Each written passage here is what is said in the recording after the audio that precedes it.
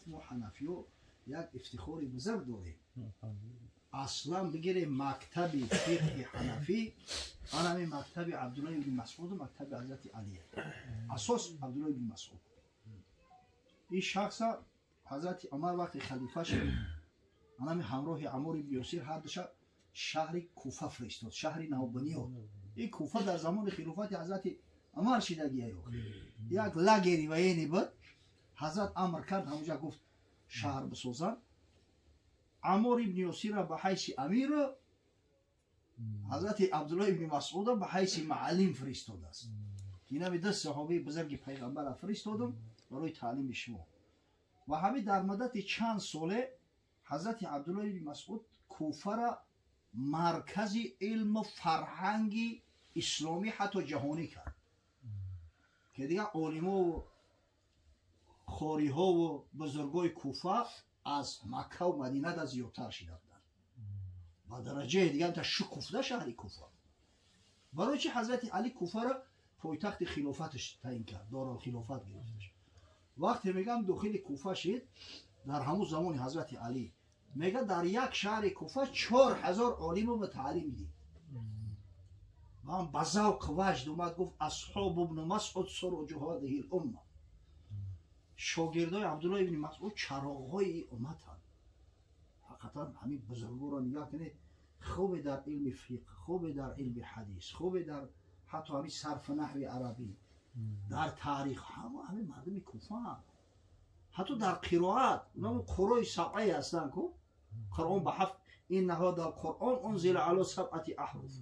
همون قرای سبعه والله اعلم انا 3 نفرش کوفه هم. 3 نفر عاصم بزرگترین ای همه معروفترین قرائت ها قرائت عاصم است با روایت حفص. این همه قرائتی که ما و شما میکنیم همه قرآن های خودمون عبدالرحمنی و عبدالوحیدی و همه جنبی کیا قرائت عاصم با روایت حفص است. عاصم ای کوفه، حمزه ای کوفه، بعد آخرانش نمی امام کسایی شم میگن. همش کوفی هستند این مردم. برای این یک مرکز شده بود. الان سببگار شما حضرت عبدالله بن مسعود مرد خدا رو ببینه که با تنهایی از شهر را دیگرگون کرد. و صحابه ها هم همین را قبول داشتن. اون صحابه پیغمبر تری چی نبودن؟ بزرگای ملتن. میدونستن که حقیقتا اقتدا باید با ابوبکر و عمر کرده شود. میدونستن که عمار بن یاسر یک پایگاه بسیار بزرگی داره در هدایت ارشادی مسلمانان. میدونستن که حضرت عبدالله بن مسعود فقیه همین امت است. ولی در کتاب‌های حدیث اومده است یا مسئله را میروان از حضرت ابو موسی اشعری میپرسن و ازت جواب میگه میگویند که نخست ایرهشو عبدالله بن مسعود میپرسه. من میگم حضرت مسئله چی نشیده باشه این تماما دیگه خیلی جواب میگه. من میام پیش ابو موسی که حضرت میگن عبدالله بن مسعود برعکس جواب دادی خیلی گفت لا تسألونی مادام هذا حبر فیکم. تو زمان حبر یعنی عالم بینیویت بزرگ متبحیر. تو زمان همین بزرگوار در بینتونه من سوال نکرید مسئله شرعی را ایو بپرسید. انا تمسکوا بعهد ابن ام عبد معناش هم میاد.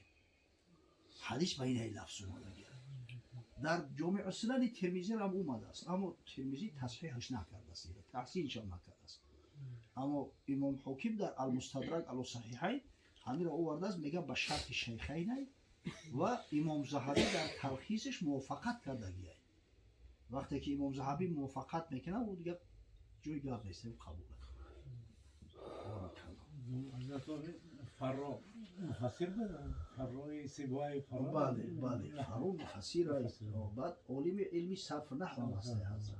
بله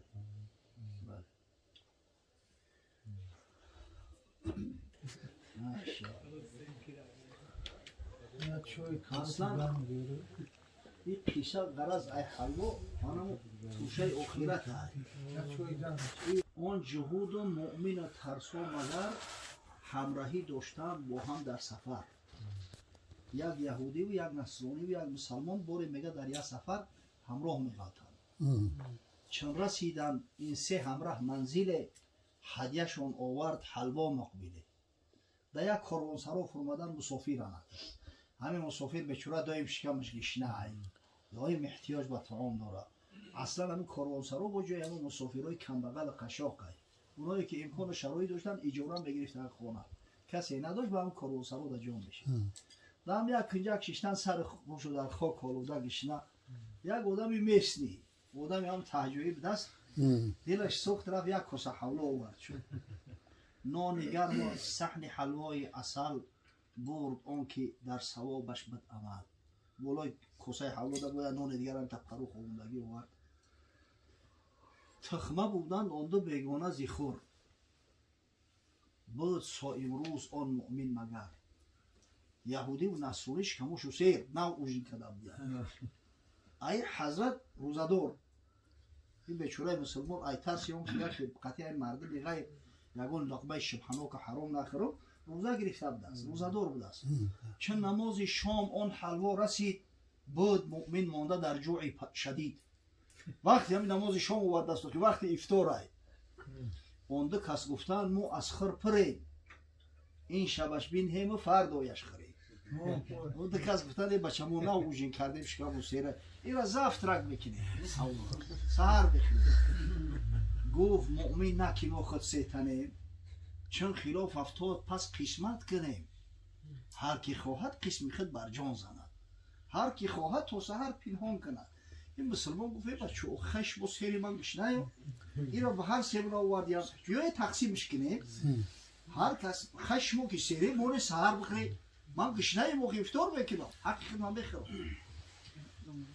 پس ورا گفتن از این حکمتگری قصد تو این است تا تنها خری گفتن تو مسلمان حیلگر این چی کیلوی تقسیم داره که یک کاسه اگه میخوایی که مونهمش مشکم و سر دیل مونه میکشد تو قبل خری کاری نمیشه گفتن اقلیت باید به اکثریت اطاعت کنه من شگری انتری اکثریت با باطیل باشه دیگه بیچاره ای دست شکر نیوید زورش به یون نرسه گشنه مرگزیده خومی برا گشنه رنه دم یک خجگ رفت بیچاره خزید سرک شمون پس بخفتن آن شب و برخواستن بامدادان خیش و آراستن روی شستند دهان و هر یک داشت اندر ویرد راه و مسلک سر خو خیستن هر کس به همون رسم و آیین خودش عبادت خدا را انجام داد یهودی خیس روش شوش روش طرفی بیت المقدس کرد چند آیه را تورات هم جنبیده خود ششت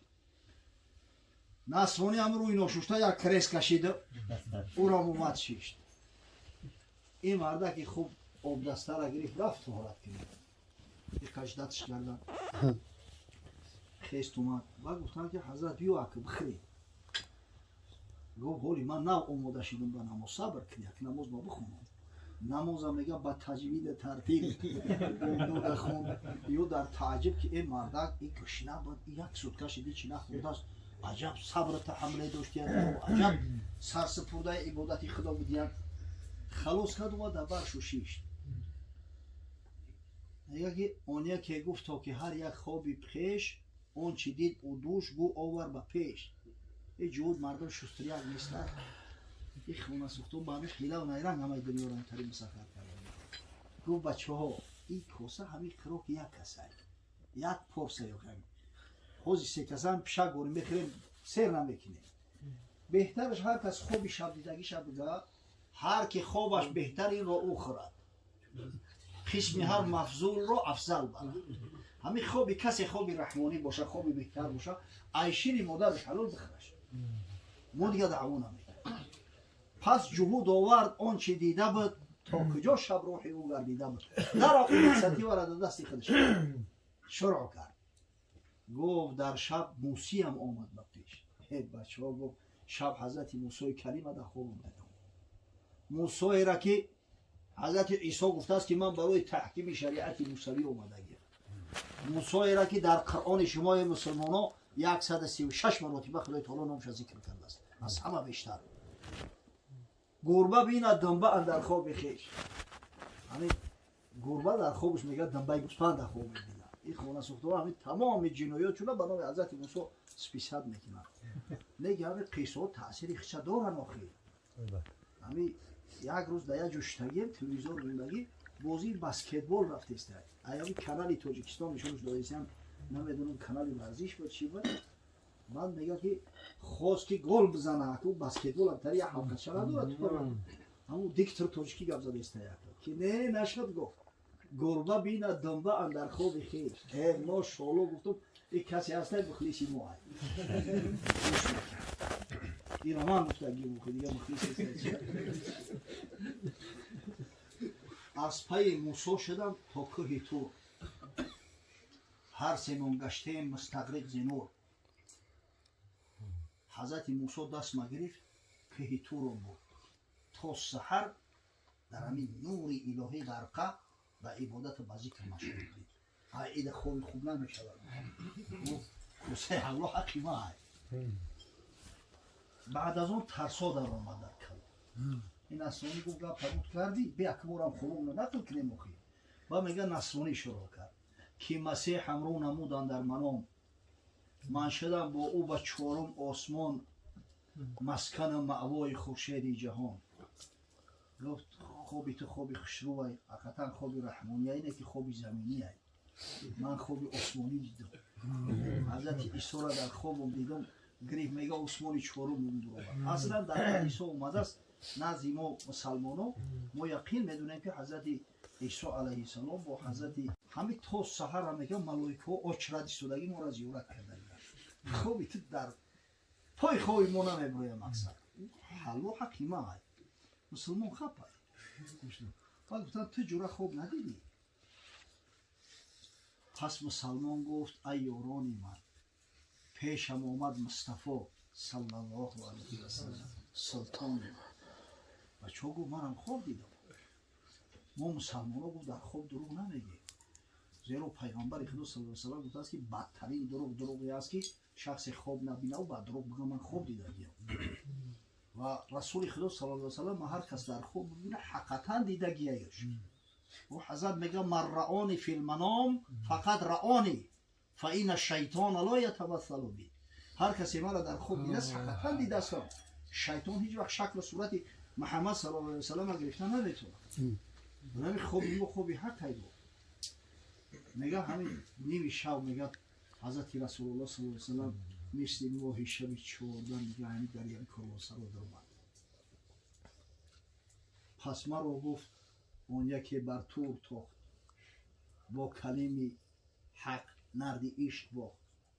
آن دیگر را عیسی صاحب پیران برد بر فرق چهارم آسمان. یک خانواد گفت خواب میکنی میگردی تو چیکار کردستی؟ و کنتم خیر امت گجاشی شما بهترین امت هستی. و تو درک نداری او رفیق یهودی مقصد که قطعی حضرت موسی که تور در رفته است با ذکر مشغول. و او رفیق نصرانی تا حضرت عیسی آسمانی چهارم برده است در اونجا ملائکه ها زیارتش میکنند. خواب میکنی تا همیتا خیز ای مقصد ای سلیم گولی و پسمانده هین برجه بر کوزه حلوا میشه. خیز ای پسمانده دیده ضرر بار اون حلوای یخنی رو بخور. ای هممون دی تو روزه داری ترا افطارت عبادت های. اون مرده ها غرق عبادت دیگه در یادی خراب نیستن. بخیطه اقلا هم افطار کشکه میختصر که میشینی همیتا. این گپ وقتی گفت پریدم که استر کوسه را میگیرم کوسه را بروی توقع خولی بود. حضرت شب زد از توش دیشته تو زدش داده مونش.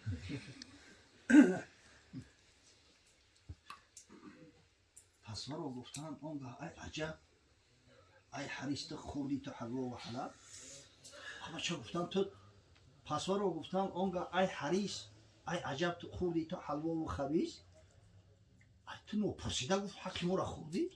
جهود میگه اونجا حقی ما را هم بود تو چخیل نو پرسیده حقی ما را میخوری. گفت چون فرمود آن شاه مطاع من کیم تا کی نمایم امتناع. وقتی گفت شاه مطاع شاهی که اطاعتش فرضه محمد مصطفی صلی الله علیه و سلم فرمود من سگی کجا هستم که فرمان پیغمبر خود من نبرم.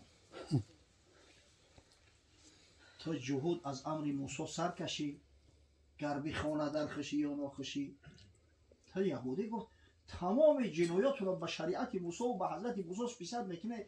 اگر حضرت موسی امرت کنه اجرا نمیکنی تو مسیحی هیچ از امر مسیح سرتوانی توف در خیر قبیل. شما مسیحی ها حضرت عیسی را نعوذ بالله خدا میگن، پسر خدا میگن.